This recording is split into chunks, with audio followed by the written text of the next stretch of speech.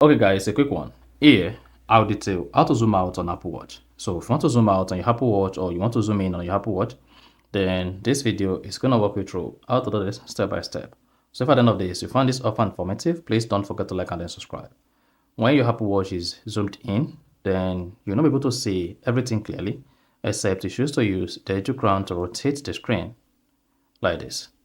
However, if you want to zoom out on your Apple Watch, all you just need to do is go ahead, double tap the Apple Watch screen with your two fingers. So two fingers, double tap on your Apple Watch screen.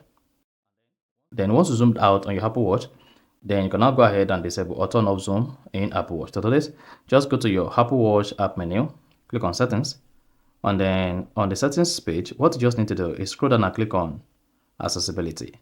Once you selected accessibility, scroll down the page, locate zoom and click on that. Now to turn off zoom on your Apple Watch, just disable this.